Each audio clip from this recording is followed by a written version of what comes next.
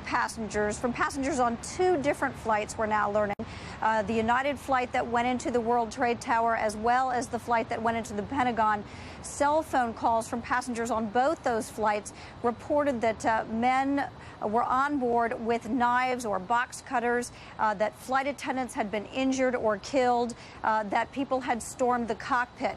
We also learned that on one of the flights, the American Airlines flight that went into the World Trade Tower, the flight attendant was also able to tell the American Airlines Operations Center. She reached them and told them what was going on board. She was able to tell them the actual seat number of the passenger who was causing the problems on the plane. So that may lead authorities at least to one name, at least the name of the person who booked that ticket. She was able to give that information to the people at American Airlines. Obviously, this... From ABC 7 News, this is a special report. Continuing coverage, America Under Attack. And Washington is still reeling after these horrendous sequences of events. I'm Kathleen Matthews. And I'm Del Walters. What we are seeing now in this hour, I guess, is the resilient spirit of the United States government. Everyone vowing that life will go on in the nation's capital and across the nation. We want to show you now a graphic that will tell you what will be open in our area tomorrow. We are being told now that federal offices in the district are on unscheduled leave, which is in effect, which means that, yes, you can come into work, but if you feel like you need to go home, you can. Also, you heard Secretary of Defense Donald Rumsfeld saying that the Pentagon will be open tomorrow. It will be open despite the attack that happened today.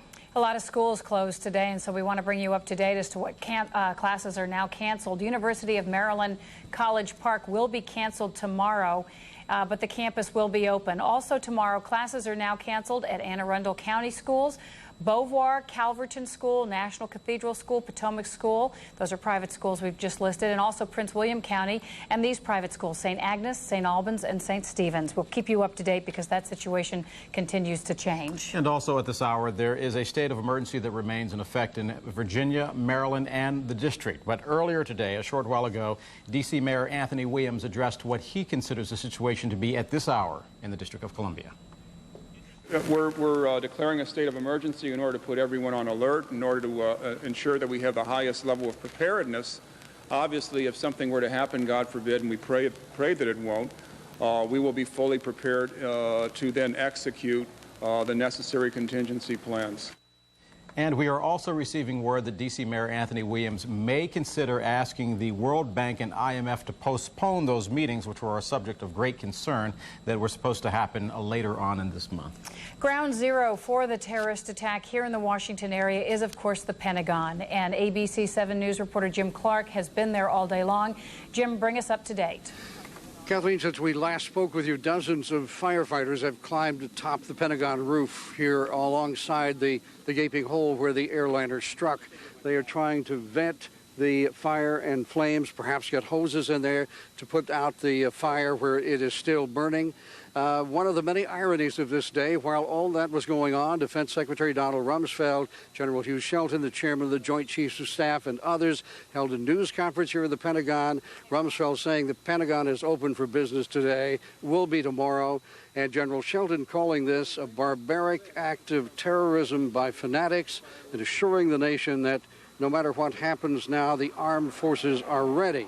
Virginia Senator John Warner, the former chairman of the Armed Services Committee, calling it the most tragic day in America's history. Rumsfeld giving us a slight clue on casualties, saying that hundreds were working in the area where the plane struck, and that he indicated the casualties may be heavy, but he didn't discuss any numbers. Right now, the painful effort is going on here, the very careful, difficult effort to try to recover any who may still be alive and trapped in that terrible wreckage. Back to you. Jim, thanks very much. And we want to remind you that whereas we are in hour 10 now of this tragic day, there is much more still ahead. At 9 o'clock, the President will address the nation. We, of course, will carry that address here live on ABC 7. And also, we want to remind you that we will continue to break in every half an hour to bring you updates as to what the situation is and as it unfolds locally. Now back to ABC News and Peter Jennings. Agency is somewhat limited because their offices may have been wiped out at the Pentagon today. That was the area their offices were located in. To talk about what leads were you looking at? What intelligence did you have? What things came in? Did we miss something? Is there something that we could have read into that we may have overlooked? Did we have any inkling of this, A, that we should have known about, but more importantly right now that will point us in the direction of who did it? There's been a lot of discussion of quote-unquote going to war, and the question is still with whom, and they seem to be a great distance away from knowing that right now. One of the things that we talked about a little earlier the day, before this period we usually devote to World News Tonight, was the National Security Agency, which listens to so much, both at home and abroad, has constant monitoring of cell phones both here and abroad. And that will surely be one of the first places they will listen to see if they can pick up communication between the members of what was a very well-coordinated attack. Yes, and I mean, they, after realizing that there were signals coming from cell phones on those planes, they've been scanning backwards, and we understand picking up phone calls from other civilians on the planes that may have given valuable intelligence as to who the hijackers were, how many. The fact that they're going to begin to gather data in Atlanta is, of course, reminiscent of the Oklahoma City bombing investigation, which the FBI messed up so much, in part, we think, because they were so overloaded with information, trying to get around a past problem immediately at the beginning of this one. Well, they've certainly learned a lot of lessons there. Their computer system is somewhat new, and they now have an online case tracking system, which should be helpful. But that's going to be a problem, because this is going to be a case of worldwide leads and national leads and a tremendous amount of paper to keep track of and things not to overlook. And just so to remind people of how tough it's going to be, the new director of the FBI is a man named Robert Mueller. He's been on the job just a few days. Just a few days, and he walks into this. Who will run the operation? FBI Washington, FBI New York? A little hard to understand. This operation will be run by FBI headquarters from the highest level, from the directors, but the office that has right now been tasked as the lead office is the New York office of the FBI, and there are a number of reasons for that. They have the most experience in international terrorism cases. They have the most cases that they feel may be related to this action, and they have the assets and experience all around the world. And of course, there is the added advantage that they're on the ground in New York, where the largest crime scene is right now. They investigated the first World Trade Center bombing. The bombings of the embassies was a New York FBI case. So this is something that they're quite unfortunately all too well experienced at. Other than the rescue, the search operation and the hopeful rescue operation, thank you, John, which New York is involved in tonight, and at the Pentagon as well, we're in something of a state of suspended animation. Governor Pataki is just one of the politicians who's come out today and said, make an example of those who are responsible. Well, the answer is the Pentagon was stunned. The FBI, by his own admission, was stunned. You heard Secretary Rumsfeld say they wouldn't discuss intelligence. Nobody knew this was going to happen. There isn't a single shred of evidence, as we've said before today, that anybody had an inkling that this was coming. And if they did, we'll learn about that in days ahead. But in the meantime, one more attempt to pull together this day in New York City. Clearly, New Yorkers and others across the country argue the most important symbol of the United States on the east coast of the United States, and those twin trade towers, a symbol of so much that is America. Here's ABC's James Walker. As the upper floors of the Trade Center towers burned, inside, employees scrambled to escape. For the 82nd floor, and I don't know where my peers are. I don't know. I hope to God they're okay. That's all I can say. I don't know what. We saw a shadow. It looked like a plane. Next thing we know, it was boom, boom, and the floor started shaking. And then we saw debris fall down, and next thing we know, we had to get out of the building. We stuck on the stairs for a while. We finally got down to the lobby. Then we get to the lobby, it was this big explosion. As soon as she got hit, I was thrown to a window. So I was very lucky to get out. There's a lot of people that didn't get out. There's a lot of people coming down the stairs, burnt up. It's bad. On the street, New Yorkers looked up and watched in horror.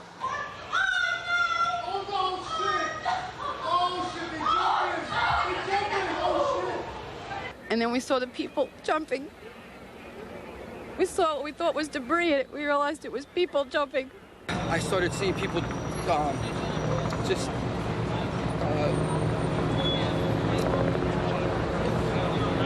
started jumping out of the window, like the 96th floor. They just started, one at a time, from different parts of the building. I just started seeing the people just drop, and drop. And I must have counted like 30 or 40 people, you know. Rescue workers raced to the scene, but then, some 90 minutes after the attack, Oh my God, there it goes! Get out of here!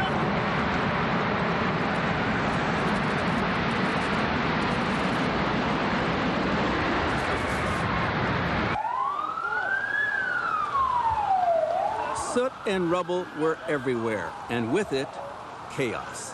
Get out of here!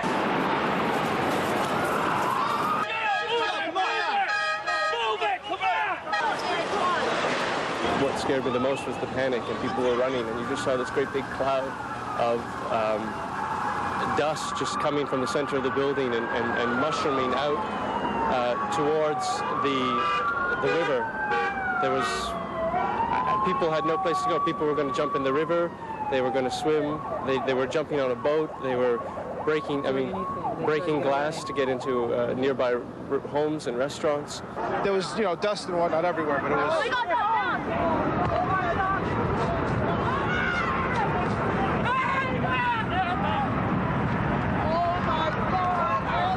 The second building has just come down. You okay, officer? Firefighters and police officers found themselves momentarily helpless. Trained to save others, they suddenly had to save themselves.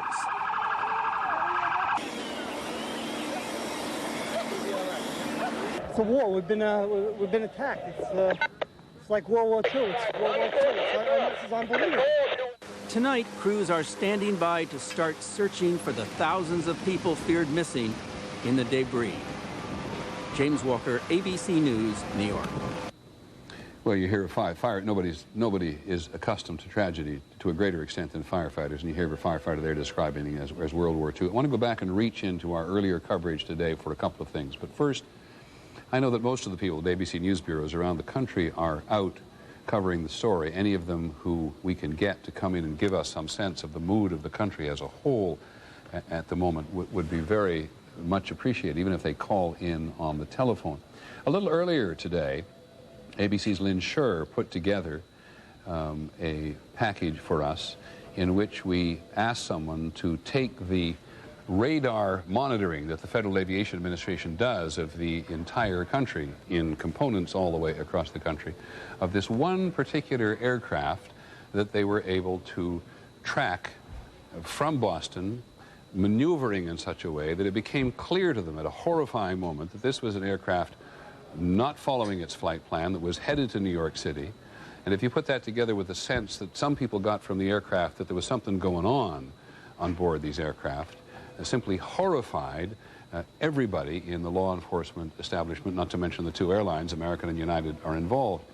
And Charlie Gibson and I have just momentarily been talking about this. Have we got this video available? Can we just move this video up and we'll listen first to the man who tracked this one aircraft. Remember, there were two. Tracked this one aircraft as it was headed towards New York City.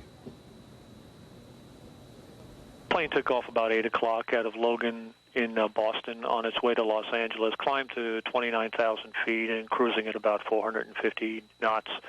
About that time, 8:28, the flight took an immediate hard left turn due south. The speed initially decreased by over 100 miles an hour and then increased to over 500. And then as it approached the New York area, it slowed to all the way down to about 300 knots. So and then tragically it impacted in the World Trade Center. American 11 was indeed the first flight, we have confirmed that, of the two. But as ABC's Charlie Gibson points out in this conversation with me just a moment, Charlie, there were two rogue aircraft who were out of flight pattern. Well, Peter, the two airplanes that hit the two twin towers of the World Trade Center were both out of Boston. That was a description of what happened to Flight 11, which was the first one to come into the towers. And just looking at the timing, it's interesting. The plane took off at exactly 8 o'clock from Logan Airport in Boston, and it was at 8:28 that it took that hard left-hand turn and then crashed into the World Trade Center at about 8:45. So that means for 17 minutes, some air traffic controller had to know that they had a rogue aircraft on their hands heading for New York City. The other flight, the one that went into the second World Trade Center, and that was United Flight 175, a 767 that had taken off for Boston for Los Angeles, took off at 8:15. Then just after it passed the Massachusetts-Connecticut border heading west, just south of Pittsfield, Massachusetts, the flight took a 30-degree turn to the south, left toward New Jersey, then another 90-degree turn. It was heading toward Atlantic City, and then it took another hard turn northeast, basically doing a U-turn over New Jersey, and slammed into the to the building at 9:03. So again, for a considerable period of time, the air traffic controllers had to know that they had not one but two rogue aircrafts heading for New York. Thanks, Charlie, very much. Now we want to go to Washington. I think it's Washington because the Attorney General, John Ashcroft, is about to make a public appearance in the White House press room with the man, of course, responsible for the Federal Bureau of Investigation. Today, America has experienced one of the greatest tragedies ever witnessed on our soil. These heinous acts of violence are an assault on the security of our nation. They are an assault on the security and the freedom of every American citizen. We will not tolerate such acts. We will expend every effort and devote all the necessary resources to bring the people responsible for these acts, these crimes, to justice. Now is the time for us to come together as a nation to offer our support, our prayers for victims and for their families, for the rescue workers, for law enforcement officials, for every one of us that has been changed forever by this horrible tragedy. The following is a summary of the known facts surrounding today's incidents. American Airlines Flight 11 departed Boston for Los Angeles, hijacked by suspects armed with knives. This plane crashed into the World Trade Center. United Airlines Flight 175 departed Boston for Los Angeles, was hijacked and crashed into the World Trade Center. American Airlines Flight 77 departed Washington Dulles for Los Angeles, was hijacked and crashed into the Pentagon. United Airlines Flight 93 departed Newark for San Francisco, was hijacked and crashed in Shanksville, Pennsylvania. Crime scenes have been established by the federal authorities in New York, in Washington, D.C. area, in Pittsburgh, in Boston, and in Newark. The full resources of the Department of Justice, including the Federal Bureau of Investigation, the Immigration and Naturalization Service, the U.S. Attorney's offices, the U.S. Marshals Service, the Bureau of Prisons, the Drug Enforcement Administration, and the Office of Justice Programs are being deployed to investigate these crimes and to assist survivors and victim families. Thousands of FBI agents in all of the field offices across the country and in the international Legat offices, assisted by personnel from other Department of Justice agencies, are cooperating in this investigation. The FBI has established a website where people can report any information about these crimes. That address is www.ifccfbi.gov. That address again, www.ifccfbi.gov. Individuals can report any information they know about these crimes to that website. It takes courage for individuals to come forward in situations like this, and I urge anyone with information that may be useful and helpful to authorities to use this opportunity. The Office of Victims of Crime has established a toll-free 800 number for family and friends of victims. They can call 800-331-0075 to leave contact information for a future time when more information is available, to find out information about a victim, or to find out information about the rights of victims and the services available to victim survivors and victim families. The determination of these terrorists will not deter the determination of the American people. We are survivors, and freedom is a survivor. A free American people will not be intimidated, nor will we be defeated. We will find the people responsible for these cowardly acts, and justice will be done. Tommy. On Ashcroft. And this is Tommy Thompson, Every single Secretary of American Health and Human Services. Lost something today. And every one of us at this time expresses our deepest sympathy to the victims of today's tragedies and their families. It is now our mission to begin the healing from this tragedy. From the moment that we learned of these attacks, the Department of Health and Human Services has begun readying teams and resources to be sent to New York City and the Washington area to meet any needs of state and local officials. So far, we have sent 4 disaster medical teams to New York City and 3 of these disaster medical teams to the Washington, Northern Virginia, Baltimore area.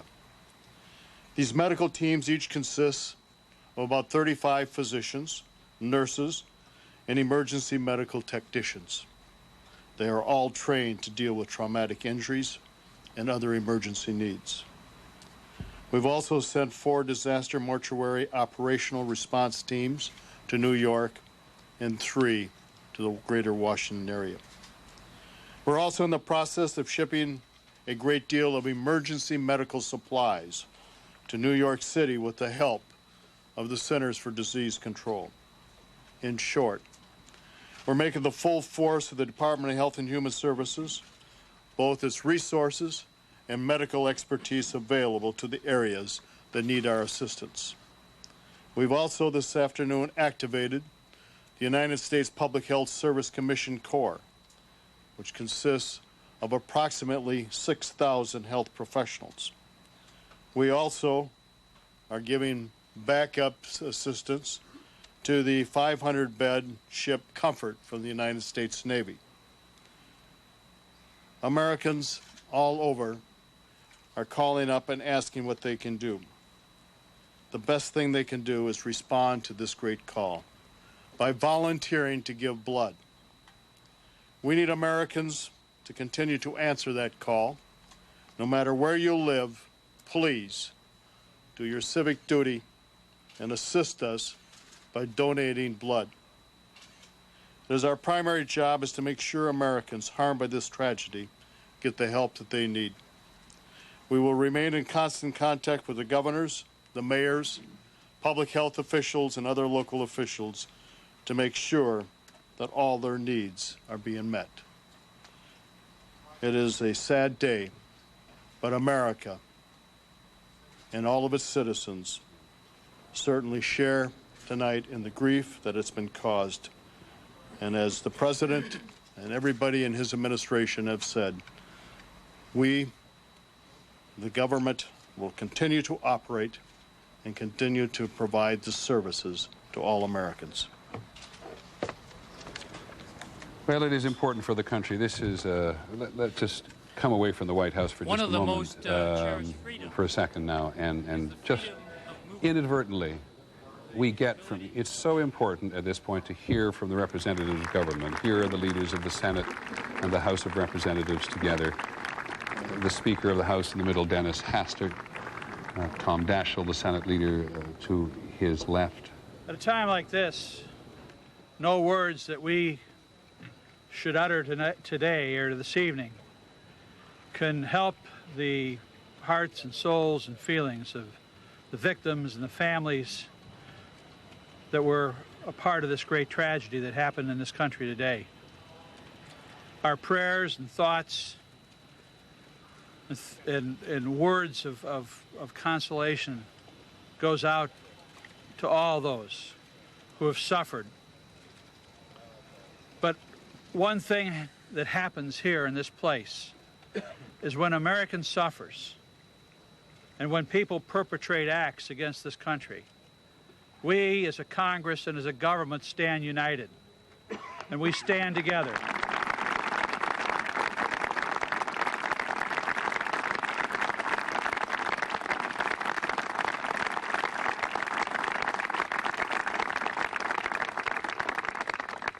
Senators and House members, Democrats and Republicans will stand shoulder to shoulder to fight this evil that's been perpetrated on this nation.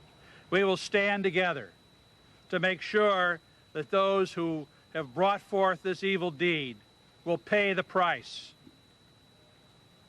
We're not sure who this is yet.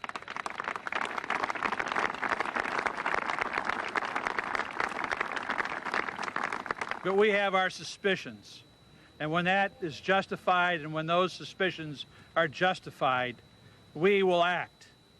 We will stand with the president, we will stand with this government, and we will stand as Americans together through this time. Thank you. Applause from the politicians for one another, almost willing themselves to stand shoulder to shoulder in a nonpartisan way. This is Tom Daschle, the Democratic leader of the Senate. Despicable acts were an assault on our people and on our freedom. As the representatives of the people, we are here to declare that our resolve has not been weakened by these horrific and cowardly acts. Congress will convene tomorrow.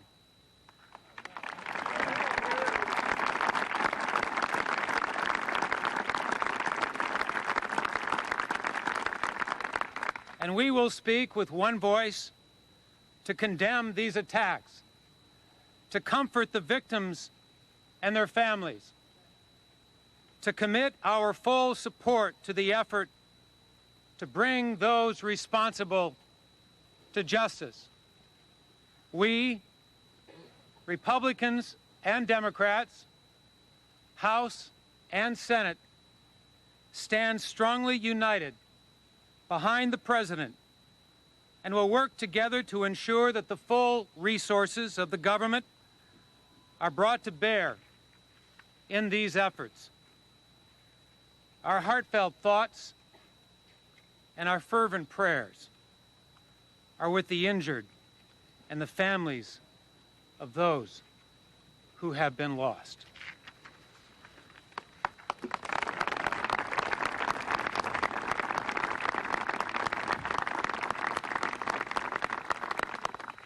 We know as a nation, as we said, our thoughts and prayers are with those families and those injured and those who are the casualties of today's attack.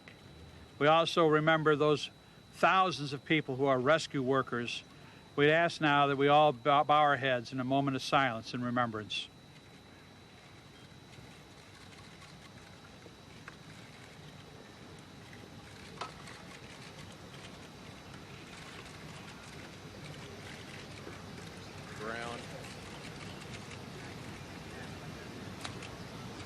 Thank you.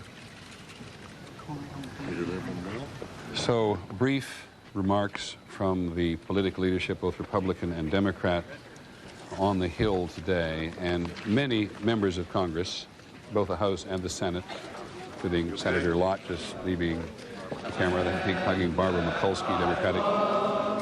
Stand beside her and guide her through the night with the light from above, from the mountains to the prairies, to the ocean, wide with foam.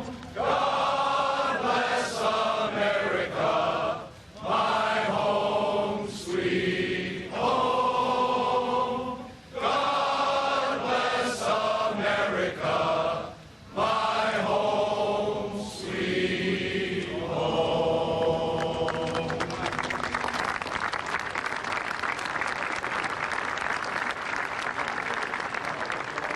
Well, I do not know I do not know whether that was a spontaneous gesture, but whether it was or was not, to see members of the House and the Senate, men and women, hugging each other in the face of this attack on the country, standing together on the steps of the Capitol on the evening of the 11th day of the month,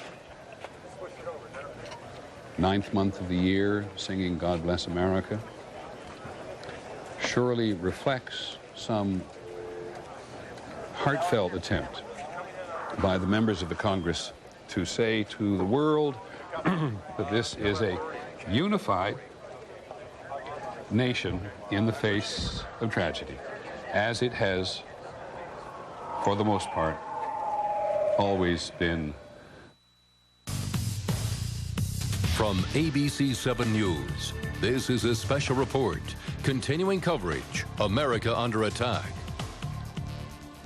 Several incredible and heartwarming scenes unfolding across the nation's capital at this hour. We just witnessed one of those on the steps of the United States Capitol. Good evening. I'm Dale Walters. And I'm Maureen Bunyan. We want to bring you up to date on the local situation here in Washington in the wake of these terrible attacks today on the Pentagon and also in New York.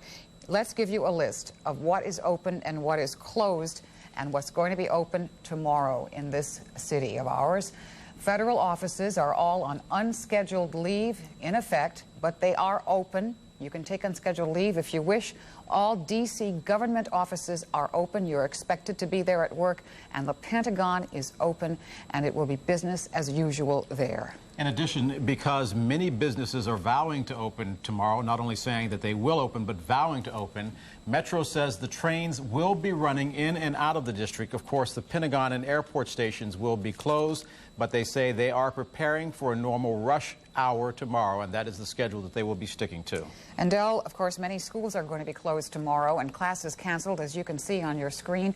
University of Maryland at College Park canceled tomorrow. Anne Arundel County, Beauvoir, Carrollton School, Falls Church City, National Cathedral School, classes canceled tomorrow. Also Potomac School, Prince William County, St. Agnes, St. Albans, St. Stephen's closed. In addition, we are awaiting word right now on whether or not there will be any scheduling changes with regards to the president's address. As last we know, and as last we checked, it is still scheduled for 9 o'clock tonight. We have Dale Solly live at the Virginia Medical Center at Arlington with the latest on the conditions of the people from the Pentagon blast who were carried and who were brought into that center. Dale? Maureen, Virginia Hospital Center Arlington takes great pride in calling itself the official hospital of the Pentagon. Well, officially, the number of victims from the Pentagon has climbed steadily through the course of the day. It now stands at 42. 42 people have been seen here through the course of the day. 14, we understand from hospital spokespeople, have been admitted, 8 of them to intensive care. 4 of them are Arlington County firefighters injured in the aftermath of the pictures that you are looking at now. Now, we can also tell you, we got word just a few moments ago that 2 doctors from this hospital, the head of emergency services and another physician as well, were asked to come to the Pentagon tonight by the county EMS, not necessarily to triage people who were there, but to keep an eye, to monitor the situation as EMS workers continue to search the rubble there for victims at the Pentagon. At some point, we are expecting them to come back and expecting to have a word with them at some point later on this evening. That's the situation here. The numbers have tapered off, but as I've said, they have continued to climb. Reporting live in Arlington, Dale Solly, ABC 7 News. Back to you. Thanks, Dale. And Dale and Maureen, as we have been fearing throughout the day, as the hours go on, the numbers will begin to trickle in with regards to the actual count. We now are understanding that of the first 400 firefighters that responded to the scene in New York, where the twin World Trade Center towers were bombed, the vice president of the city's firefighter union says that as many as half of those 400 firefighters may have perished in their efforts to save lives. We will continue our coverage of these horrific events today. ABC 7 News at 11, of course, and we'll be with you every half hour. And now we rejoin ABC News, and Peter Jennings. Because we were in the air when it happened. We're not told anything about it. They said good luck, sleep in the airport. And in city after city, anxious officials evacuated one building after another. Our boss just finally came and told us, just go ahead and leave. not because of actual threats, but because no one knew what might be next. There is a war here now. We are a nation now on high alert, not just militarily, but psychologically, shaken on every level. Just waiting. For what? To see if anything else is going to happen. To see if we're going to be attacked here in Atlanta. It's a very strange feeling to be so threatened. The uncertainty set in motion a wave of shutting down across the nation. Not just the obvious government buildings, but malls in Georgia and theme parks in Florida. Due to unforeseen circumstances, the Magic Kingdom is now closing. And schools everywhere. Our military at home and around the world. And in those classrooms still in session, you could hear the anxiety of the youngest generations, for whom this kind of attack had been limited to their history lessons until today. They hit the Pentagon. It's a slap in the face. It's the nerve center of our military, and they hit the Pentagon? What is that? I always thought America was like my superhero, like nothing could harm America. I mean, America is everyone's defender. This is an attack on our generation. It is an attack on our culture, our system, our values, what we do. There is a growing sense tonight that what we do now will truly define us as a nation. I'd hate to see panic, because then whoever did this will win, and we can't let them win. We are Americans, and I'm glad I am an American. We need, we just need to come together, and I think we will. It will take that and much more in the coming days to see the nation, the entire nation, through this. Head that way. Erin Hayes, ABC News, Atlanta. One never thinks of a citizen as being an ordinary citizen, but from those citizens, three expressions at least which are worth holding. The young man who said it's a slap at the face of the Pentagon, he couldn't imagine it. The young person who said it's an attack on our culture and our country and our military. It's not really hard to say it's an attack on the American culture because there's so many cultures here at the moment, but I think you know what he means. And young people who just couldn't believe that they were seeing what they were going to witness today. But as everybody in the country has experienced today, this is a new reality for the United States. We saw it first in Oklahoma City. We've seen it in any number of threats and the growing security that has been involved with our public life in the last several years, but nothing like this. So now go to California, where a similar report for us today from ABC's David Wright. In Minnesota, the Mall of America never opened today. In Chicago, Navy Pier and the Lincoln Park Zoo were closed. In Orlando, even the Magic Kingdom was shut down. Just about any place in America where large numbers of people were likely to gather locked the doors and sent people home. Nothing's going to get done today. It's going to be a miserable day. With all of the nation's airliners grounded, thousands of travelers were stranded. I'd probably feel safer in Europe if I could actually get over there right now. It's horrible, and as Americans, we're totally unprepared for that. We just don't think that terrorism is going to hit in our backyard. In Los Angeles, grief counselors were brought in to meet with family members of the 3 Los Angeles-bound planes that were hijacked and used by the terrorists. In San Francisco, one of the few planes left in the skies, a flight from Thailand, was escorted in by fighter jets. I'm really scared. I feel helpless. The workday routine was disrupted the country over, and rush hour extended through most of the day as people struggled to get home or just someplace they perceived to be safer. In Denver, people did what they could for the victims thousands of miles away. The blood banks were full of people eager to give. Here in LA, the entertainment industry has shut down production. Madonna canceled one of the final concerts of her national tour. The Latin Grammy Awards, scheduled for tonight, and the Emmys, scheduled for Sunday, are postponed indefinitely. And across the country, Major League Baseball has canceled its entire schedule. The disruption is likely to continue for at least a few days. Financial markets will remain closed through tomorrow, and the post office says the U.S. mail will be slowed, but will keep coming.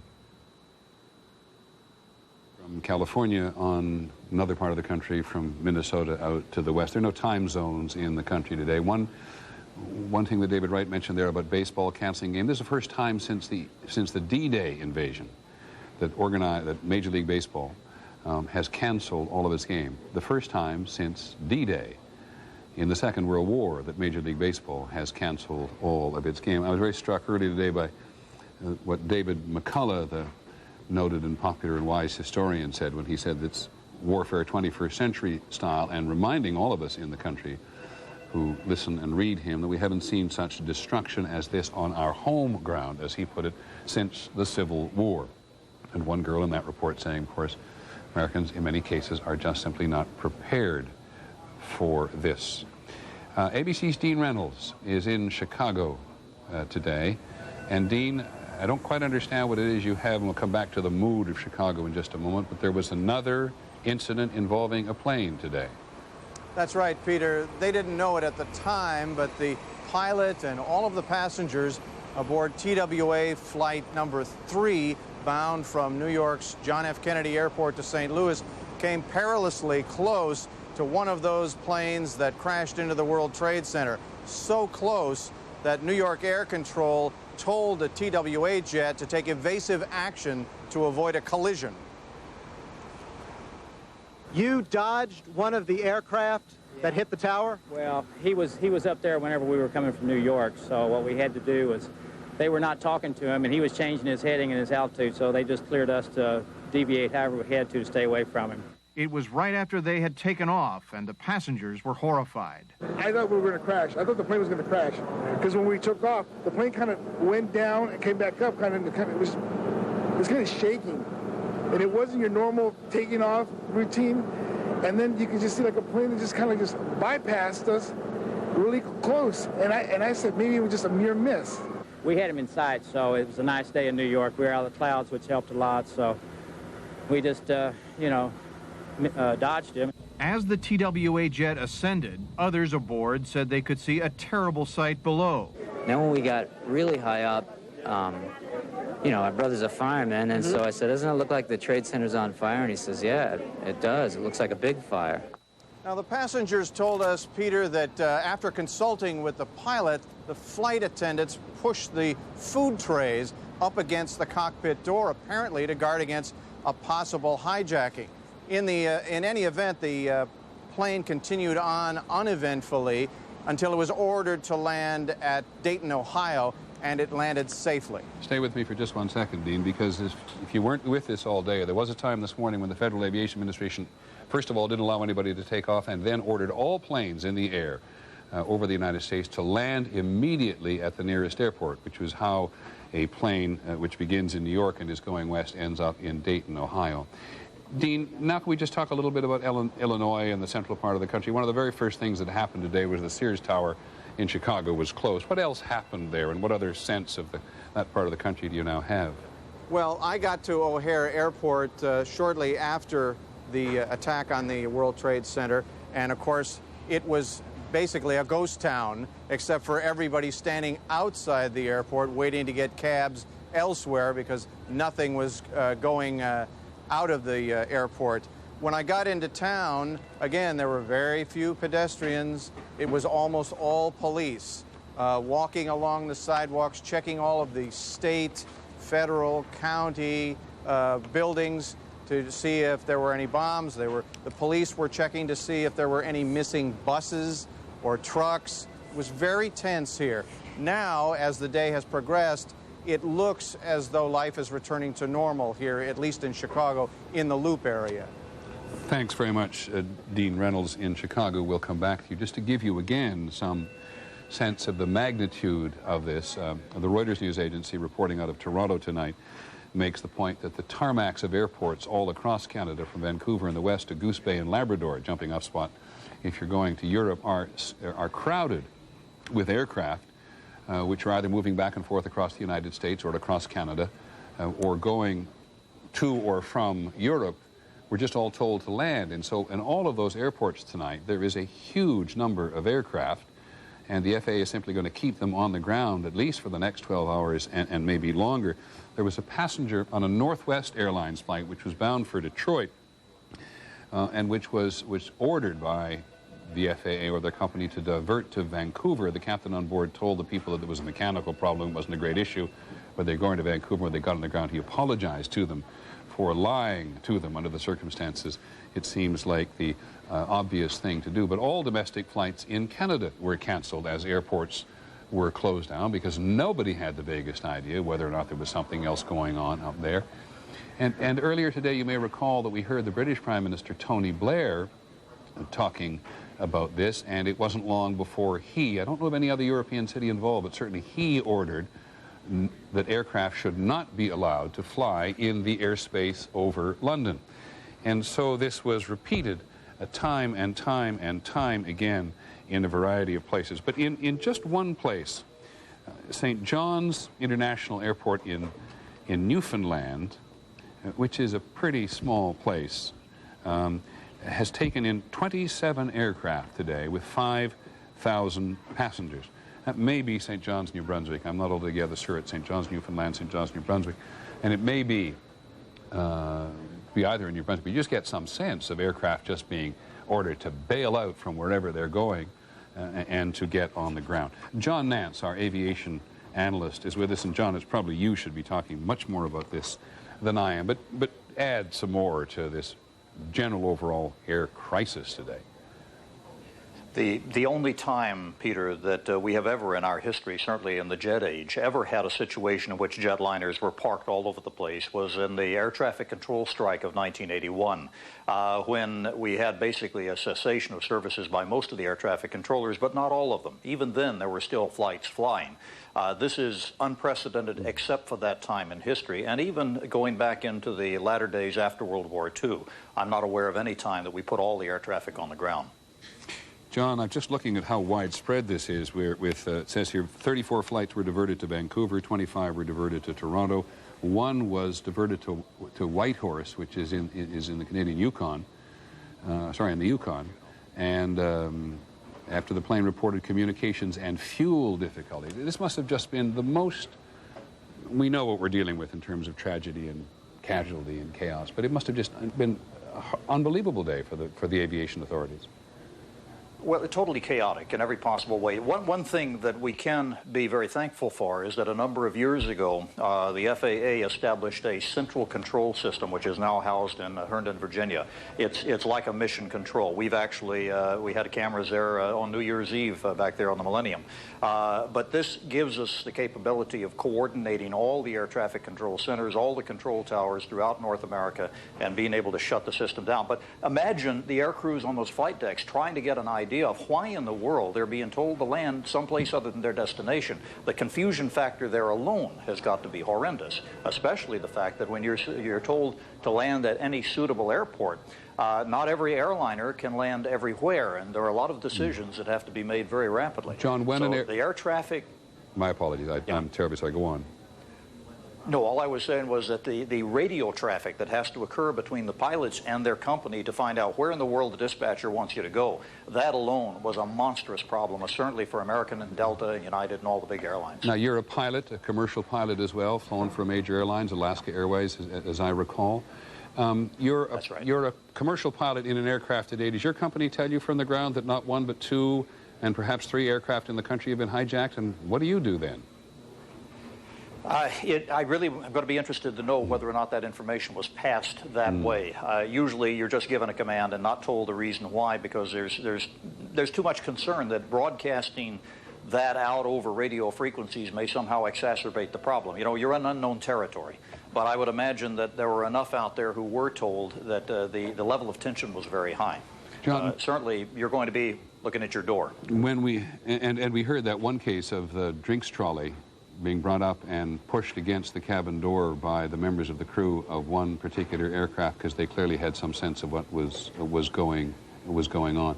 John, what have you managed to learn throughout the day in terms of the aircraft which ultimately were crashed with that enormous loss of life? Anything to add there? Well, only this, Peter. We touched on it briefly before, and that is the tantalizing clue, if you will, that we have 2 Boeing 757s and 2 Boeing 767s, and those are subject to what we call a common type rating. In other words, if you're trained in one, you can fly the other. Boeing built them that way to minimize training differentials in the airline business. Perhaps that's simply coincidental, and perhaps it's very pointed here in terms of how this was planned.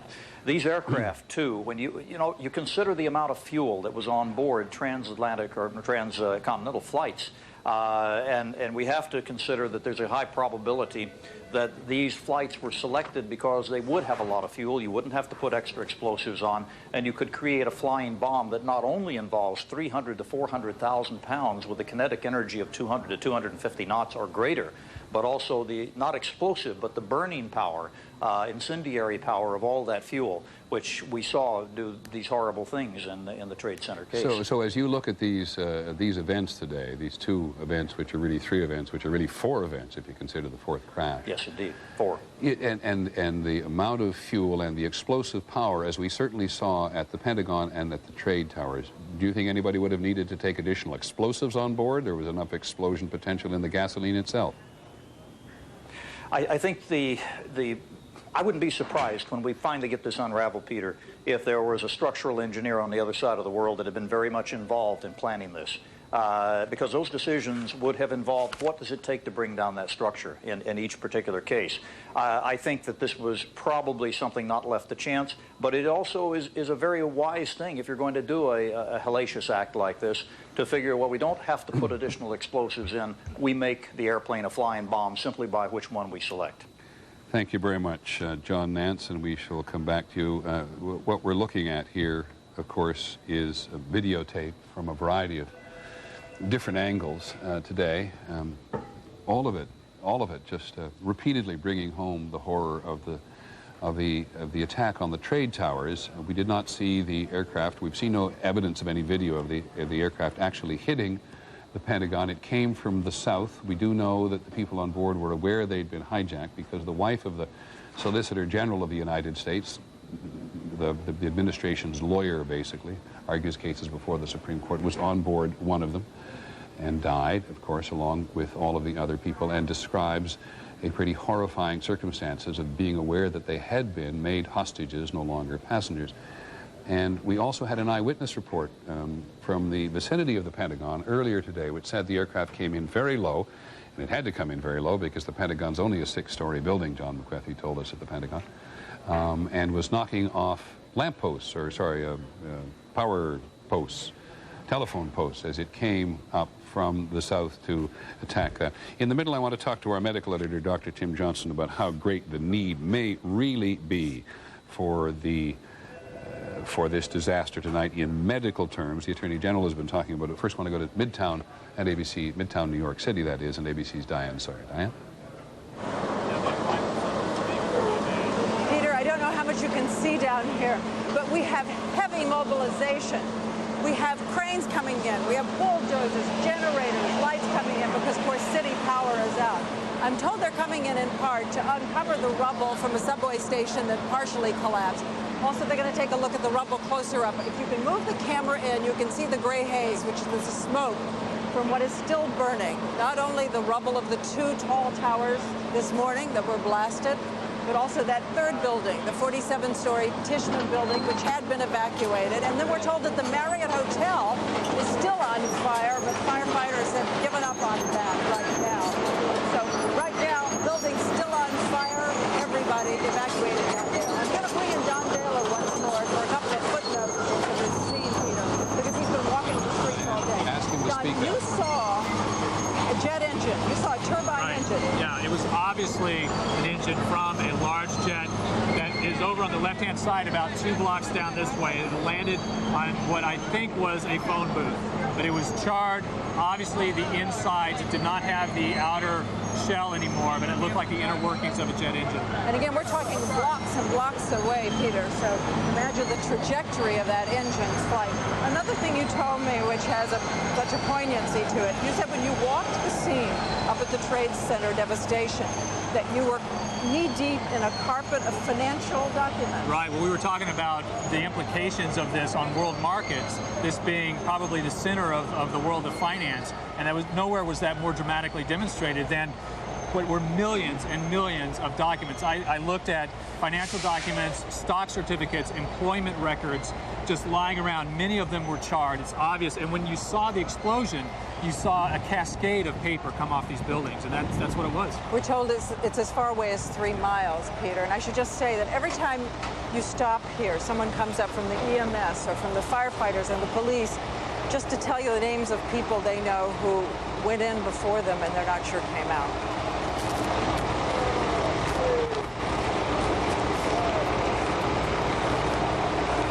Thanks very much, Diane Sora. I must tell you, for the future, it's very hard to hear you down there because of the emergency equipment that's working in Midtown. I'm sure your engineers will tell you if we could move you just a little bit away from that, we'd like very much to hear as clearly as we can, obviously, under the circumstances, what you are saying. Just thinking for a second there about the thousands of people who are outside the country. When you think that one airport in Eastern Canada had 27 aircraft and 5,000 people, and it's happening all the way across the continent, people stranded tonight. And one assumes, though, the cell phone network in the United States, at least today, certainly in the East United States, was jammed with people trying to make calls related to this incident, the press, government officials, emergency officials. One assumes, because we haven't got any phone numbers for you, I'm afraid, of people in other places tonight who are expected to be somewhere else, and they all appear, as far as we can tell by the reporting that we're getting from a variety of places, are okay. They're just spending a night in some place they did not intend to be. We've had a couple of chances today to talk to Jerry Hauer, who is the man who set up New York City's emergency headquarters on the west side of Manhattan, right down there by the trade towers, which is no longer usable today because it was, if not one of the first, one of the early victims of these two extraordinary collapses of the two trade tower buildings. But he's with us again tonight. Jerry, grateful that you came back. You just tell us what you know that's going on. Well, there's a massive effort underway right now, Peter, to get medical resources into the city. As you heard earlier, Secretary Thompson has mobilized a number of Department of Health and Human Services, DMAT teams, DMORT teams, which are the mortuary teams. They are bringing in the Comfort, which is a naval ship that is a hospital ship that will help provide resources and much-needed beds. Joe Albaugh, the director of FEMA, is coordinating the federal government's effort to assist the city and Washington, D.C., and there will be numerous urban search and rescue teams coming into the city to aid with dogs, with search equipment, to aid New York City's firefighters, because clearly this is going to be a long-term operation. Our firefighters here in the city, our police and emergency medical services have been absolutely heroic today in their efforts. A number of them have become victims in the process today in trying to rescue people in these buildings, and the fatigue will set in, but they are the consummate professionals. They will do everything they can to continue to try and search for victims, but there will come a point very soon where once the fire is out, they will start to pick through the rubble. Jerry? Yes. Let me interrupt you and even be more specific, if I may. Mike Carter is the vice president of the Firefighters Union, estimates that half of the 400 firefighters who first reached the scene at the trade tower may be dead. And here's what he says: we have entire companies that are just missing. We have lost chiefs. And Cardinal Edward Egan, the Roman Catholic cardinal in New York City, who administered the last rites to a dozen victims, said the firefighters and the police were dead in great numbers. Now, I don't mean to reach out for numbers except to quantify the scope of this disaster, much of which we can see on our face. But what can you add to those two comments? Well, first of all, many of those people, the chiefs that I heard on the radio as I was listening to this evolve, are very close personal friends. Many of the police officers, the emergency service unit, these are the people that were the first responders, the first two rescue units, the first two fire units. We're all in the building either doing rescues or firefighting, and they transmitted a third alarm almost immediately, which is upwards of 150 to maybe 200 firefighters, and then they rapidly brought in more resources. They transmitted a fifth alarm and then an additional fifth alarm. So there were hundreds and hundreds of firefighters and police officers trying to save the people in those buildings. And to try and quantify it at this point, how many people? No, I didn't mean to make you do that. I just want to know whether or not you you were aware of what the head of the Firefighters Union and Cardinal Legan have said in terms of the dimension of the disaster for the fire department. Absolutely, and some very, very senior people in the fire department are missing. There's some very senior chiefs, some of the specialty units, the rescue units. It's same in the police department. Some of the